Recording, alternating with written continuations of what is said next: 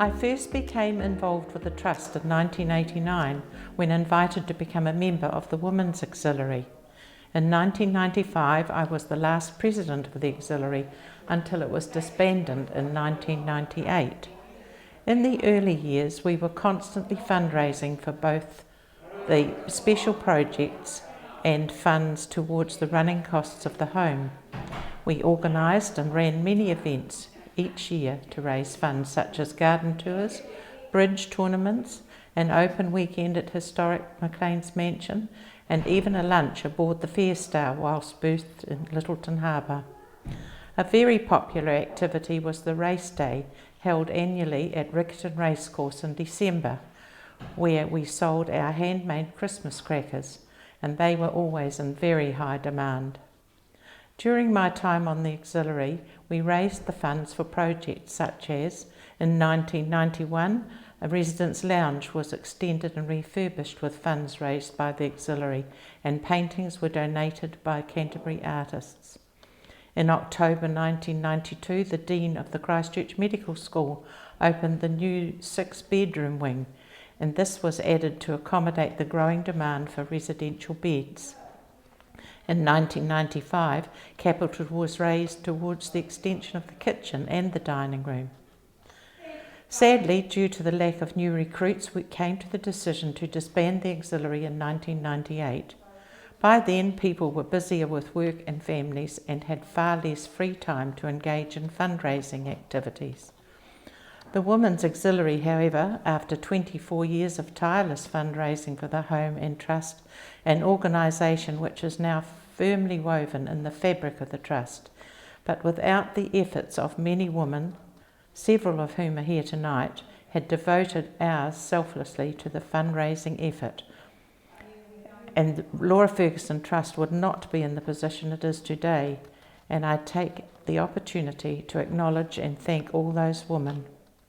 At the time of the Women's Auxiliary disbanding, the remaining funds created an endowment fund, which became the Nolene McElroy QSO Residence Fund.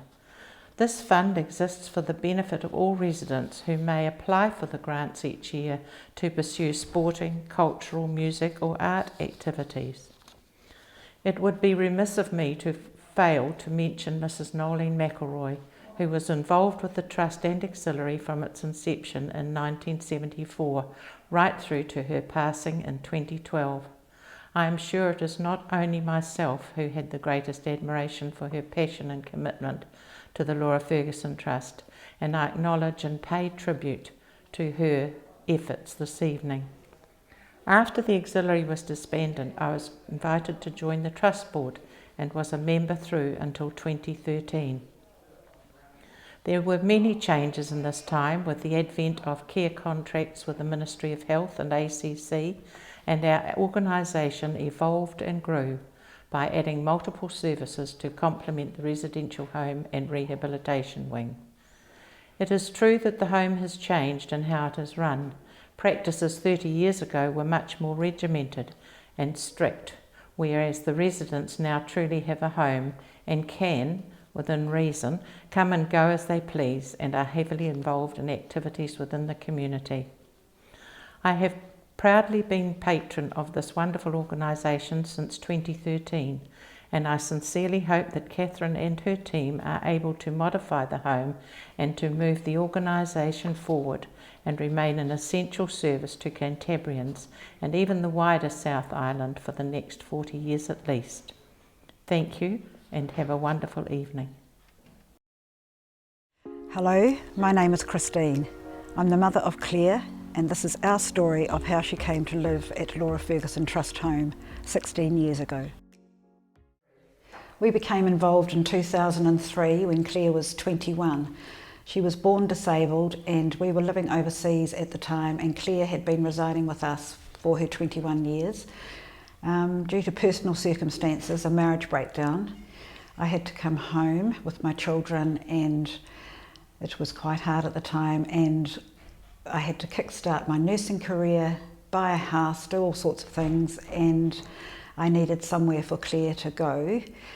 It was a bit worrying at that time, so fortunately an assessor came to assess Claire for her needs, and cut a long story short, she approached Laura Fergusson to see if they would be interested in taking Claire.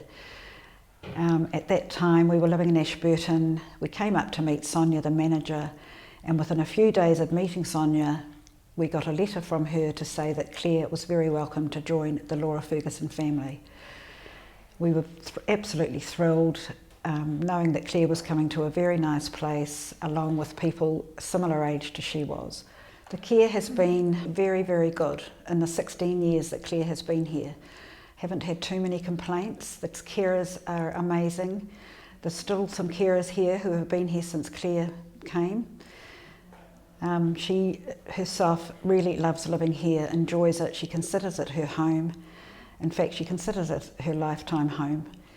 And because she's happy, we're happy. I think Christchurch is very fortunate to have a facility like this. Of course, there's only so many beds and so many people that can be living here, but it was a definite need at the time, and there's still needs for places like this, I think, in other parts of New Zealand. What would you have done if the home had not been here and unavailable to care for Claire? That's a good question. I think I would have been panicking a little bit more, but there were not a lot of options. Possibly she could have ended up in a house with support, which was one option. But the other possibility was that I would have had to continue to care for her, which financially wasn't a very viable option for me at the time. And it was good for Claire anyway, because she was 21 and became, you know, her own person at Laura Fergusson, away from me, and I live very close to her, so see her a lot and support her a lot.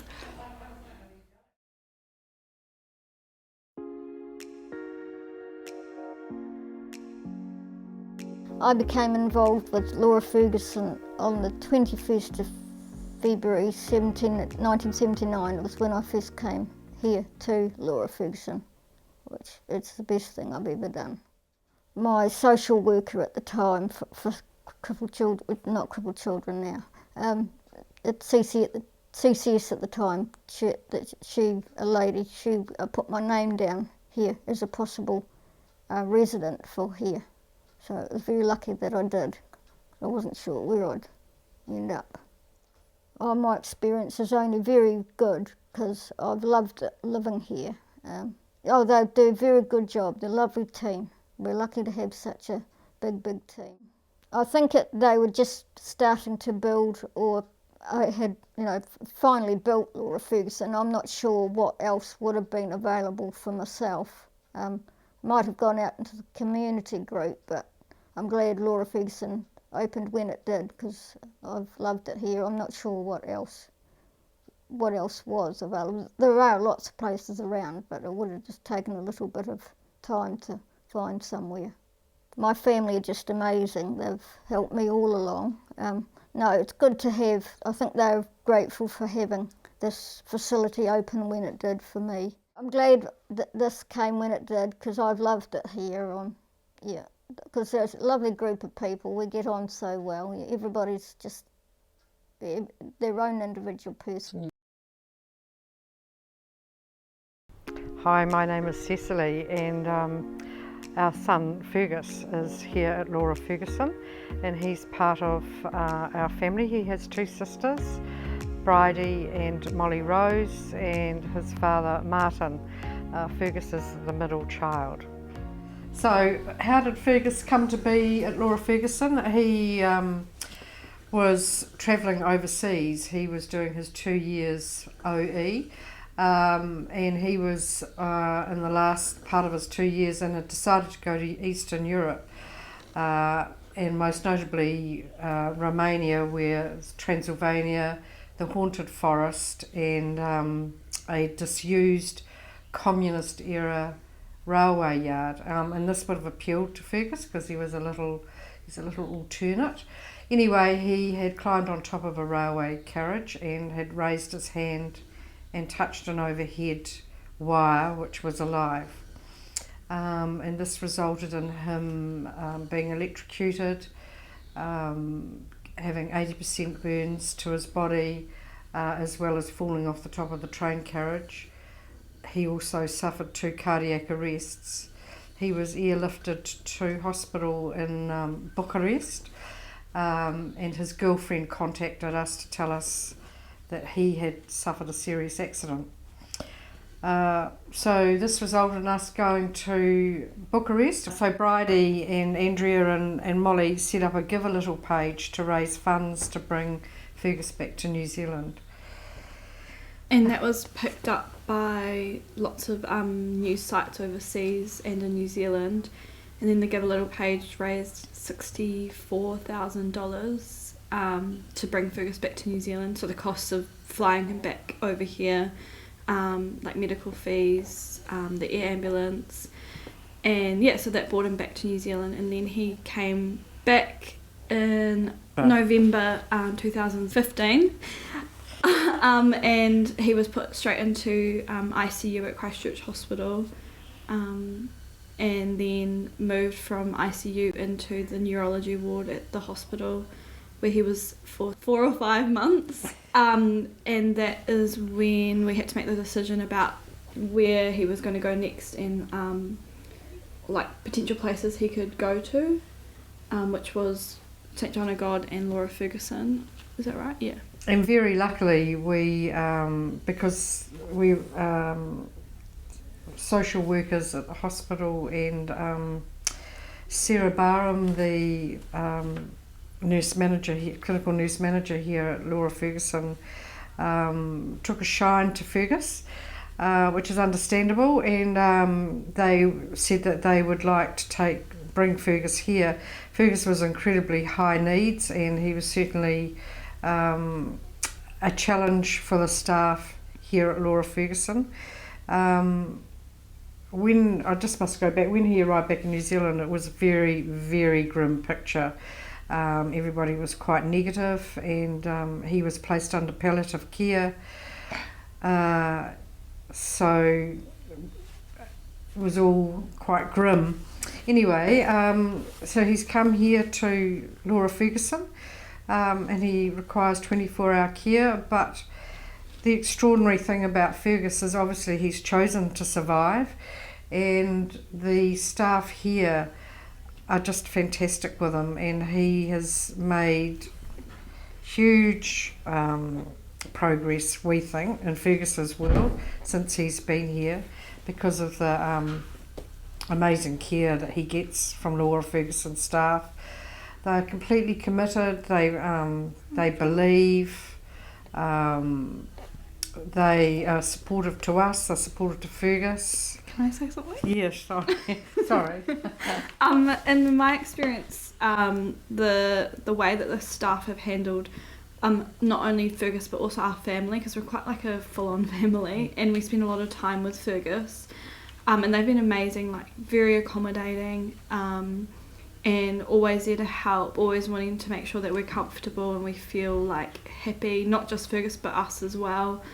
I remember when he first came in and he was in a different room, and it was really small, it was very cluttered, but there was always lots of people in there like coming to visit Fergus that were at Laura Fergusson, the staff, and friends and family, and yeah, they're always there to talk to you or have a chat, and always really interested in what you're doing and what you're up to, and it's really nice to feel like that sense of belonging when you're going through something like that. And you know, gosh, you don't choose to come to Laura Fergusson, but thank goodness places like this exist. Because I don't know, well, St John of God would have been his other option, but Laura Fergusson is so much more interactive. We, have access to different, physiotherapists and things. So Fergus has gone, where he's able to follow instructions. He's sitting in a wheelchair. He has a shower chair. He is on a tilt table, and just recently, we have now got him sitting on the side of the bed, and that's all from the staff at Laura Fergusson, wanting to work with what we believe in, and wanting to always like develop the program that Fergus is on, and reviewing things that are happening. So there's always that constant like change and development in his rehabilitation, which is really cool. That they're so on board with what you stand for as a family and what you believe is right for Fergus. The other really good thing is that we feel safe and Fergus is safe, and that's such a huge thing for us. Mm.